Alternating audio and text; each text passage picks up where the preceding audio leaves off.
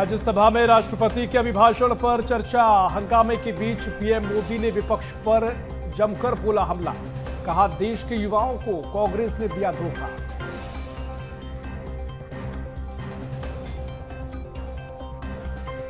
हरिद्वार में संत सम्मेलन में बोले सीएम डॉक्टर मोहन यादव, भारत को हिंदुत्व पर गर्व है और हिंदुत्व की राष्ट्रत्व है प्रदेश की धरा से आदि शंकराचार्य का विशेष संबंध रहा।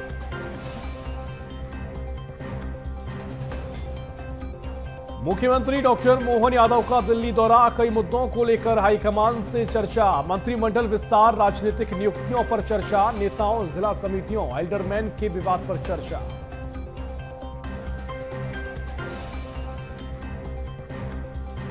नर्मदापुरम में रेत माफियाओं का तांडव, 100 से ज्यादा लोगों ने गांव में मचाया आतंक। ट्रैक्टर में पेट्रोल डालकर किया आग के हवाले। घटना का वीडियो सोशल मीडिया पर हो रहा वायरल।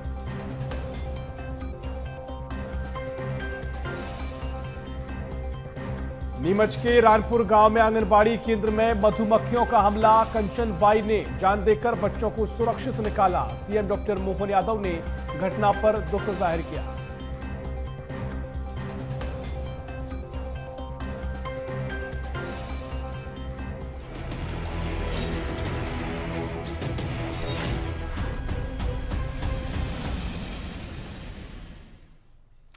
नमस्कार, साथ की बात में आपका बहुत स्वागत है। मैं हूं आपके साथ ऋषभ राय। रुक करेंगे खबरों की ओर। भोपाल से पहले अपडेट, जहां पीएम मोदी विद्यार्थियों से करेंगे परीक्षा पे चर्चा। ये बड़ी खबर आपको बता रहे हैं, जहां प्रधानमंत्री मोदी का विद्यार्थियों से परीक्षा पे चर्चा कार्यक्रम होगा। 6 फरवरी को सुबह 10 बजे होगा आयोजन। प्रदेश के सभी विद्यालयों में होगा सीधा प्रसारण। सुभाष उत्कृष्ट विद्यालय में राज्य स्तरीय कार्यक्रम होगा। यह अपडेट आपको हम बता रहे हैं। सुभाष उत्कृष्ट विद्यालय में राज्य स्तरीय कार्यक्रम का आयोजन किया जाएगा। पीएम मोदी विद्यार्थियों से परीक्षा पर चर्चा करेंगे। 6 फरवरी को सुबह 10 बजे आयोजन किया जाएगा। प्रदेश के सभी विद्यालयों में सीधा प्रसारण होगा। सुभाष उत्कृष्ट विद्यालय राज्य स्तरीय कार्यक्रम आयोजित किया जाएगा।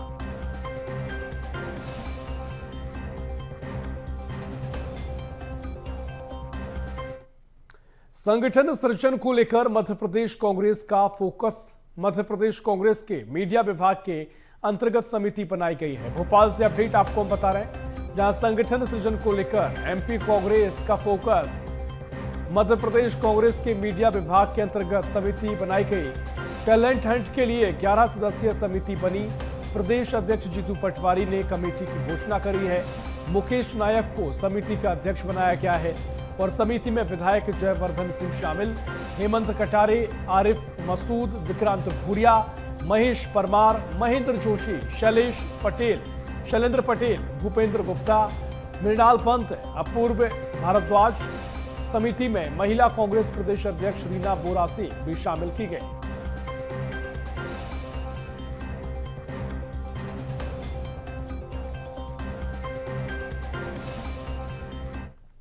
और मध्य प्रदेश के सबसे बड़े फ्लाईओवर में कथित दरार मामले में वायरल वीडियो को पीडब्ल्यूडी विभाग ने भ्रामक बताया है। तकनीकी रूप से निर्मित एक एक्सपांशन जॉइंट बताया गया है और मध्य भारत मोर्चा के अध्यक्ष सौरभ यादव ने वीडियो वायरल किया था। सौरभ यादव के खिलाफ पीडब्ल्यूडी एफआईआर की तैयारी कर रहा है। जबलपुर के दमोह नाका चौराहे का मामला बताया जा रहा है, जहां एमपी के सबसे बड़े फ्लाईओवर में कथित दरार मामले में जो वीडियो था उसे भ्रामक बताया गया है। पीडब्ल्यूडी ने इसकी पुष्टि की है कि भ्रामक वीडियो है। तकनीकी रूप से निर्मित एक एक्सपांशन जॉइंट बताया गया है। प्रभारी कोतवाली को फ्लाईओवर के इंजीनियर के द्वारा एक आवेदन प्रस्तुत किया गया है, जिसमें कुछ लोग हैं जो मध्य भारत मोर्चा के सौरभ यादव, दिलीप विश्वकर्मा, जानू शर्मा और शोभित राजपूत, इनके द्वारा एक अफवाह फैलाई गई कि फ्लाईओवर पर दरार आ गई है।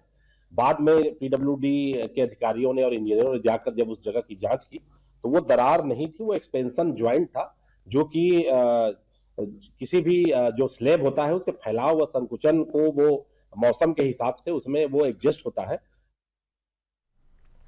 और मध्य प्रदेश हाई कोर्ट से प्रदेश के करीब 92,000 कंप्यूटर इंस्ट्रक्टर्स को बड़ी राहत मिली है। हाई कोर्ट ने उनकी आउटसोर्सिंग प्रक्रिया पर अंतरिम रोक लगा दी है और ये आदेश न्यायमूर्ति मनिंदर सिंह भट्टी की एकल पीठ ने मंडला निवासी अजित नामदेव की याचिका पर दिया है।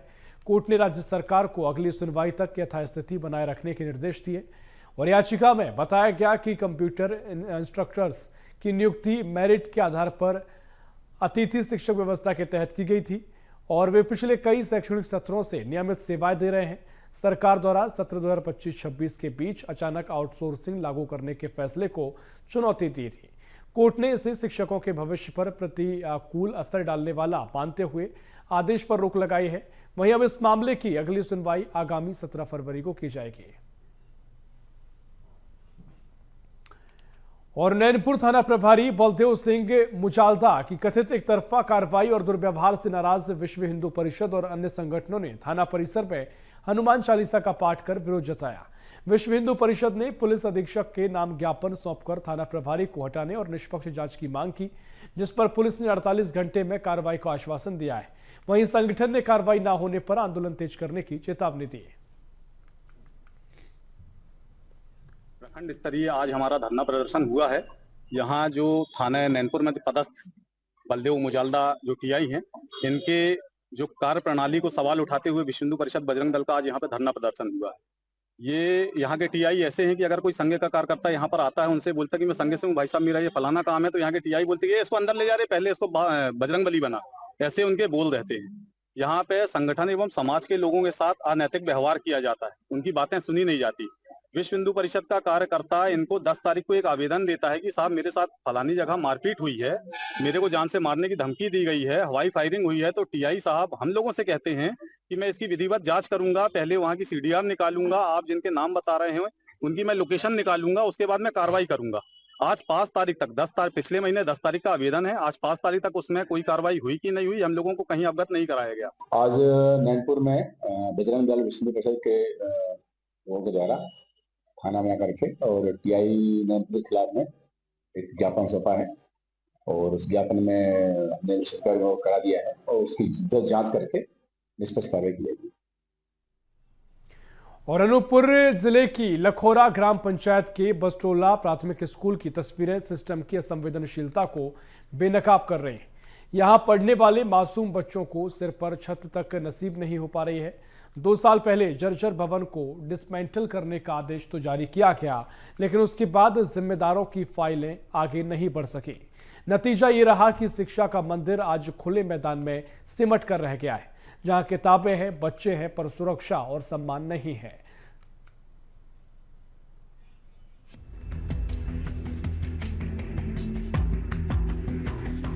कहते हैं भारत आत्मनिर्भर तभी बन सकता है जब शिक्षा की बुनियाद अच्छी होगी। समय बदल गया, लेकिन अनूपपुर जिले में शिक्षा की तस्वीर आज भी वैसी ही है जैसे आज से 50 साल पीछे थी, जब शिक्षक बच्चों को खुले आसमान के नीचे पढ़ाया करते थे। यहाँ 2 साल पहले कलेक्टर के आदेश पर पुराने स्कूल भवन को गिरा दिया गया, लेकिन नई इमारत का इंतजार आज भी अधूरा है। बरसात हो, तेज धूप या कड़कड़ाती ठंड, बच्चों को खुले आसमान के नीचे ही पढ़ना पड़ता है। मौसम बिगड़ते ही कभी किसी ग्रामीण के घर तो कभी छप्पर के नीचे कक्षाएं लगती है। यह अस्थायी व्यवस्था बच्चों के लिए पीड़ा बन चुकी है। क्या नाम है आपका? आपके विद्यालय क्या नाम है? प्राथमिक शाला बटोला। तो आप कहाँ बैठ के पढ़ाई करती उस समय? मैदान। क्यों? हमारे स्कूल टूट गया है। आप कहाँ पर बैठ के पढ़ाई करती हो? हमारे स्कूल के ग्राउंड में। क्यों ऐसा? हमारे स्कूल डिसमेंटल हो गया है। तो कब से ऐसा हुआ है? 2024 से। पानी गिरता है तो हम उधर उधर बैठते हैं। धूप लगता है तो छाया को देख देख के बैठते हैं। विद्यालय परिसर में पानी की भी कोई ठोस व्यवस्था नहीं है। मौजूद हैंडपंप भी हवा उगल रहा है। पढ़ाई के साथ प्यास से जूझते बच्चे सिस्टम की विफलता की गवाही दे रहे हैं। स्वच्छ पानी जैसी बुनियादी सुविधा भी यहाँ सपना बनी हुई है। इस स्कूल में पढ़ने वाले सभी बच्चे आदिवासी समुदाय से हैं। ग्रामीणों का आरोप है कि इन्हीं बच्चों के साथ भेदभाव हो रहा है, तभी तो 2 साल में भी भवन और सुविधाएं मुहैया नहीं कराई जा रही। खुला में पूरे बच्चे पढ़ रहे हैं, बरसात गर्मी सब। 2 साल से हो गया ये स्कूल भवन टूटे, कोई ध्यान नहीं दे रहा। ये स्कूल के बगल में हमारे घर है, पड़ोसी हैं। बच्चों के इतनी समस्या है कि मैदान में बैठा रहे, किसी पड़ोसी के यहाँ बैठा रहे, कहीं इधर उधर बैठ रहे बच्चों। बाकी बच्चों की इतना समस्या है कि हवन की भी कमी यहाँ है, तो इसलिए पड़ोसी में बैठा रहे, कहीं धूप में बैठा रहे। ग्रामीणों की शिकायतें और बच्चों की दुर्दशा के बावजूद जिम्मेदार अधिकारी आंख मूंदे बैठे हैं। शिक्षा के अधिकार की बात करने वाला सिस्टम यहाँ खुद कटघरे में खड़ा है। अब देखना यह है कि प्रशासन कब जागेगा और बरटोला के बच्चों को छत, पानी और सम्मान के साथ पढ़ने का हक दिलाएगा। आपको ये जानकर हैरत होगी कि स्थानीय विधायक फुंदेलाल सिंह का निवास यहाँ से महज 4 से 5 किलोमीटर की दूरी पर है। फुंदेलाल कांग्रेस के कद्दावर नेता माने जाते हैं। इसके बावजूद उन्होंने भी कोई ठोस कदम नहीं उठाया। प्रदेश की बीजेपी सरकार शिक्षा पर करोड़ों अरबों रुपए खर्च करने का दावा करती है, उसके बाद भी ग्राउंड जीरो पर शून्य है। इसे बच्चों का दुर्भाग्य कहें या सिस्टम की बदहाली, ये फैसला आप कीजिए। बहरहाल इंतजार है कि कब तक इन नन्हे आदिवासी बच्चों को छत मिल सकेगा या फिर खुले छत के नीचे ही इन्हें शिक्षा लेना होगा। संवाददाता आदित्य सिंह की रिपोर्ट। और भोपाल में पुलिस को बड़ी सफलता हाथ लगी है। युवतियों पर हमला करने वाला आरोपी को पुलिस ने गिरफ्तार किया। आरोपी ने पिपलानी, सोनागिरी और कल्पना नगर में कटर से हमला कर दिया। पुलिस की 25 टीमें आरोपी की तलाश में जुटी हुई थी। गिरफ्तारी के बाद आरोपी का पुलिस ने जुलूस निकालकर जनता को राहत दी। और जबलपुर से खबर, जहां युवक की धारदार हथियार से निर्मम हत्या कर दी गई। शादी समारोह में शामिल होने युवक पहुंचा था। डीजे पर बज रहे गाने के दौरान यह हादसा हुआ। युवक को अज्ञात लोगों ने चाकू मारा और इलाज के दौरान युवक की दर्दनाक मौत हो गई। बता दें कि गौर हिनोतिया का रहने वाला है युवक मृतक और पाटन पुलिस मामले की जांच में जुटी है। पाटन के माधा गांव की घटना बताई जा रही है।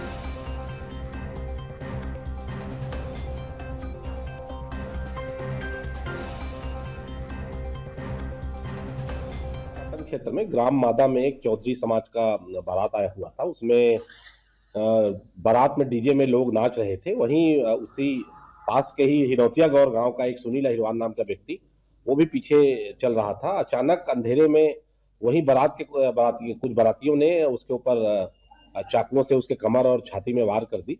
वो घायल हो गया और इसमें तत्काल उसको इलाज के लिए भेजा गया और इसमें जानलेवा हमले का अपराध रात में दर्ज किया गया था। बाद में इलाज के दौरान सुनील अहिरवार की मृत्यु हो गई है। उसमें हत्या की धारा बढ़ाई जा रही है और जो भी इसमें अज्ञात आरोपी जिन पर ये मामला दर्ज है, इनके बारे में सूचना जुटाई जा रही है और जल्द ही इसमें आरोपियों को गिरफ्तार किया जाए। और मंदसौर में गौवंश के अवशेष मिलने से बवाल मच गया। शहर के नयापुरा रोड पर एकत्रित हुए बीएचपी के कार्यकर्ता यानी विश्व हिंदू परिषद के कार्यकर्ता इकट्ठा हो गए। चक्का जाम कर नारेबाजी की। वीएचपी कार्यकर्ताओं ने आरोपी को गिरफ्तारी की मांग की। वीएचपी ने इलाके की दुकानें बंद कराई। एडिशनल एसपी और सीएसपी सहित पुलिस बल मौके पर मौजूद रहा।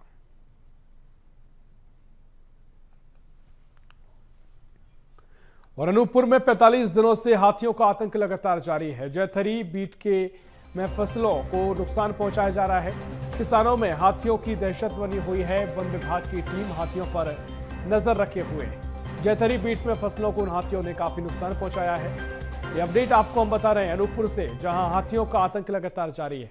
तस्वीरें भी सामने आई हैं। फसलों को नुकसान हाथी पहुंचा रहे हैं, जिसके चलते किसानों को नुकसान भी है और 45 दिनों से गांव में दहशत का माहौल है। एक दांत वाला हाथी जो है कंटिन्यू मेरे यहाँ आ रहा है। गेहूं है ना, उसको बहुत नुकसान किया। साथ में राहल पूरा साफ कर दिया। केला था, केला ये साफ कर दिया। और ये आपका मटर लगा हुआ है, मटर को भी खौंद के ये सब बराबर कर दिया। सर आज 3 दिन से इतना परेशान किया है जिसकी कोई सीमा नहीं है। कितने टाइम आता है ये? शाम को 7 बजे से निकल जाता है और वही क्या कहते हैं 5 साढ़े 5 बजे वापस चला जाता है सुबह। और सिंगरौली की बरगवा स्थित हिंजाल्को एल्यूमिनियम प्लांट में जंगली तेंदुए की मौजूदगी ने सुरक्षा और वन विभाग के सामने एक बड़ी चुनौती खड़ी कर दी है। बता दें कि बड़ी चुनौती है। प्लांट के सीएचपी क्षेत्र में तेंदुआ देखे जाने के बाद प्रशासन तुरंत हरकत में आ गया है और वन विभाग की टीम को मौके पर तैनात कर दिया गया है। वहीं बरगवा पुलिस को भी अलर्ट मोड पर रखा गया है। प्लांट प्रबंधन ने कर्मचारियों को समूह में रहने और विशेष सतर्कता बरतने के निर्देश दिए हैं। हरिद्वार प्रवास के दौरान मध्य प्रदेश के मुख्यमंत्री डॉक्टर मोहन यादव ने पतंजलि योग पीठ पहुंचकर आध्यात्मिक और सांस्कृतिक कार्यक्रमों में सहभागिता करी। इस दौरान उन्होंने योग गुरु बाबा रामदेव के साथ योगाभ्यास किया और योग के माध्यम से स्वस्थ जीवन शैली का संदेश दिया। वहीं सीएम ने कहा कि योग केवल शारीरिक व्यायाम नहीं बल्कि भारतीय संस्कृति की अमूल्य देन है, जो तन, मन और आत्मा को संतुलित करने का माध्यम है। इसके बाद मुख्यमंत्री बाबा रामदेव के साथ वैदिक परंपरा के अनुसार आयोजित हवन में शामिल हुए और देश प्रदेश की सुख समृद्धि के लिए आहुतियां दी। वहीं अपने दौरे के क्रम में वे कन्या गुरुकुल भी पहुंचे, जहां उन्होंने हवन पूजन में हिस्सा लिया, भाग लिया और गुरुकुल परंपरा की सराहना करी। उन्होंने कहा कि भारतीय संस्कृति में शिक्षा और संस्कार का जो संगम गुरुकुल व्यवस्था में दिखाई देता है, वही राष्ट्र निर्माण को मजबूत नींव है। सीएम के इस दौरे को आध्यात्मिक जुड़ाव और सांस्कृतिक प्रतिबद्धता के रूप में देखा जा रहा है। हरिद्वार में मुख्यमंत्री डॉक्टर मोहन यादव ने श्री आनंद श्री विभूषित युग पुरुष महामंडलेश्वर स्वामी परमानंद गिरी महाराज से सौजन्य भेंट करी और इस दौरान मुख्यमंत्री ने महाराज से आशीर्वाद लिया और धार्मिक आध्यात्मिक विषयों पर चर्चा करी। भेंट को सौहार्दपूर्ण और सम्मानजनक बताया गया है। मध्य प्रदेश पर्यटन पर जोर देते हुए मुख्यमंत्री डॉक्टर मोहन यादव का बयान सामने आया है, जहां सीएम ने कहा कि मध्य प्रदेश पर्यटन और रोजगार का नया ग्रोथ इंजन बनकर उभर रहा है। राज्य में 900 करोड़ रुपए से ज्यादा की लागत से 20 धार्मिक सांस्कृतिक लोकों का निर्माण किया जा रहा है, जिनमें से 17 लोकों पर 580 करोड़ रुपए की लागत से तेजी से काम चल रहा है। साथ ही विकास भी, विरासत भी और वोकल फॉर लोकल के विजन से पर्यटन को बढ़ावा मिलेगा और इससे स्थानीय रोजगार, हस्तशिल्प और सेवा क्षेत्र को बड़ा लाभ मिलेगा। मध्य प्रदेश की कृषि व्यवस्था में तकनीक का असर, मुख्यमंत्री डॉक्टर मोहन यादव का बयान इस पर सामने आया। बता दें कि एआई आधारित डिजिटल क्रॉप सर्वे हो रहा है। सीएम ने कहा, फार्मर रजिस्ट्री से ग्रामीण डेटा प्रणाली को नई दिशा दी है। डीसीएस डेटा से उपार्जन पंजीयन की प्रक्रिया अपनाई। इंटरनेट ना होने पर सर्वे की विश्वसनीयता बनी रहेगी और फार्मर रजिस्ट्री को डिजिटल प्रणाली में विकसित किया है। हर किसान को 11 अंक डिजिटल पहचान संख्या दी जा रही है। प्रामाणिक और सटीक किसान डेटाबेस तैयार हो रहा है और फार्मर रजिस्ट्री करने वाला एमपी देश का पहला राज्य बन गया है। तो मुख्यमंत्री डॉक्टर मोहन यादव का बयान और फार्मर रजिस्ट्री डिजिटल प्रणाली में विकसित हुआ और इसे लेकर प्रामाणिक और सटीक किसान डेटाबेस तैयार किया जा रहा है। ये बातें सीएम ने कहा। कृषि व्यवस्था में तकनीक का असर दिखाई दे रहा है। तो भोपाल से खबर आपको बता रहे हैं, मध्य प्रदेश की कृषि व्यवस्था में तकनीक का असर और मुख्यमंत्री डॉक्टर मोहन यादव के बयान सामने आया। एआई आधारित डिजिटल क्रॉप सर्वे हो रहा है। इसके साथ ही फार्मर रजिस्ट्री को से ग्रामीण डेटा प्रणाली को नई दिशा दी। इन बातों का जिक्र मुख्यमंत्री ने किया है। बता दें कि डीसीएस डेटा से उपार्जन पंजीयन की प्रक्रिया अपनाई है। इंटरनेट ना होने पर सर्वे की विश्वसनीयता बनी रहेगी। ये बातों का जिक्र भी सीएम डॉक्टर मोहन यादव ने किया। फार्मर रजिस्ट्री को डिजिटल प्रणाली में विकसित किया। हर किसान को 11 अंक की डिजिटल पहचान संख्या दी जा रही है। प्रामाणिक और सटीक किसान डेटाबेस तैयार हो रहा है। फार्मर रजिस्ट्री करने वाला एमपी देश का पहला राज्य बन गया है। तो भोपाल से आपको ये खबर बता रहे हैं और इसी खबर पर जानकारी लेंगे। हमारे सहयोगी मनोज राठौर हमारे साथ लाइव जुड़ गए हैं। मनोज जी, जिस तरीके से मुख्यमंत्री डॉक्टर मोहन यादव ने फार्मर रजिस्ट्री को लेकर तमाम बातों का जिक्र किया और तकनीक और कृषि का किस तरीके से साथ मिलकर जो विकास को लगातार बढ़ रहे हैं, तमाम बातों का जिक्र सीएम ने किया है, क्या कुछ सीएम ने इसको लेकर आगे कहा है?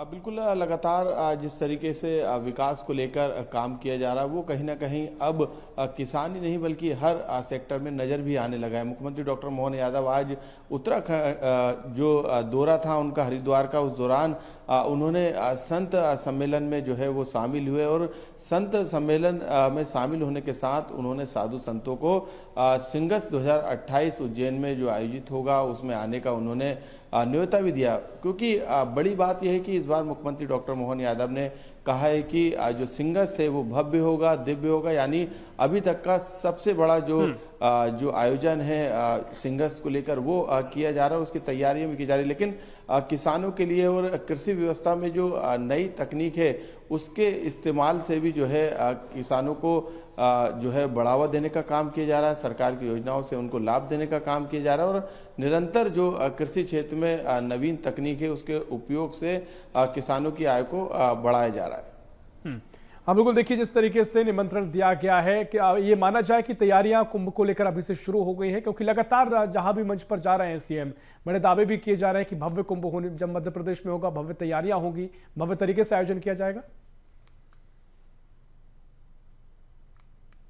बिल्कुल, क्योंकि सिंगस को लेकर तैयारियां और तमाम कमेटियां जो है वो पहले ही बना दी गई थी। मुख्यमंत्री डॉक्टर मोहन यादव लगातार उसकी मॉनिटरिंग भी कर रहा है। सिंगस को लेकर जो काम है वो जमीनी स्तर पे नज़र भी आने लगा है, चाहे जिस तरीके से जो पानी को साफ करने की बात मुख्यमंत्री डॉक्टर मोहन यादव ने कही थी उस पर भी तेजी से काम किया जा रहा है। जितने भी नवीन निर्माण कार्य हैं उसको भी पूरा करने पे जोर दिया जा रहा है। कनेक्टिविटी पर विशेष ध्यान दिया जा रहा है, सड़कों पर लगातार काम चल रहा है। तो भव्य और दिव्य की बात इसलिए मुख्यमंत्री डॉक्टर मोहन यादव ने की थी क्योंकि तेजी से सिंगस को भव्य और दिव्य बनाने की और जो है वो सरकार काम कर रही है।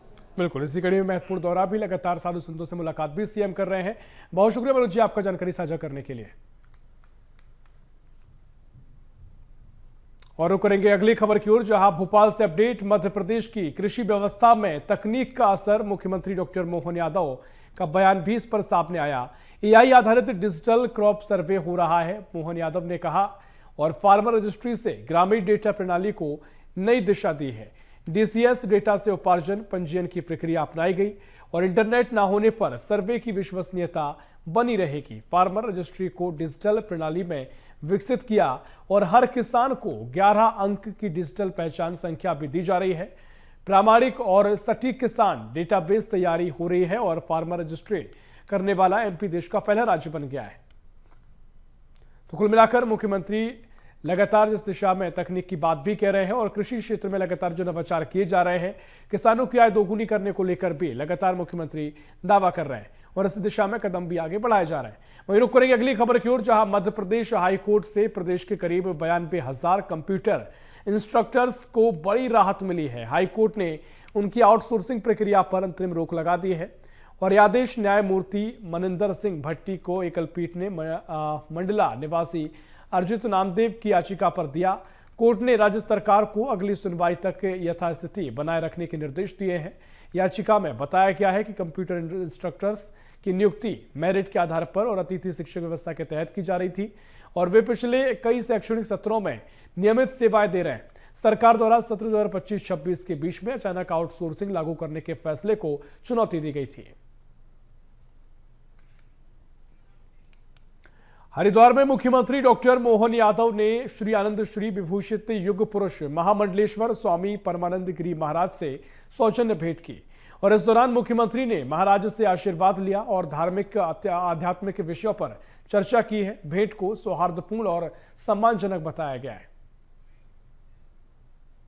के लिफ्ट के आधार पर भारत माता का मंदिर बना हरिद्वार, सच में गंगा के किनारे हरिद्वार में हमारी भारत माता के उस संदर्भ से जोड़ करके उस काल में भी एहसास कराया कि अदरवाइज मंदिर की कल्पना कोई ऐसी हो ही नहीं सकती, लेकिन वहां से अपने कामों के बलबूते पर वैचारिक रूप से भारत को अपने हिंदुत्व पे गर्व होना चाहिए।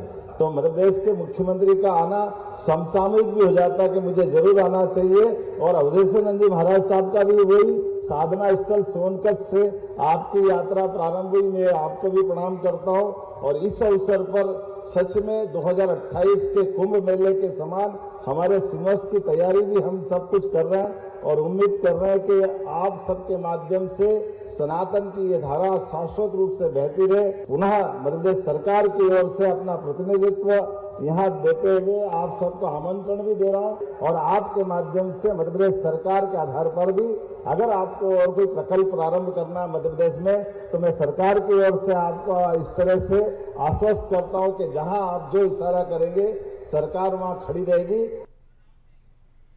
और साथ की बात में फिलहाल के लिए इतना ही। देश प्रदेश की और भी खबरों के लिए देखते रहिए BSTV। नमस्कार।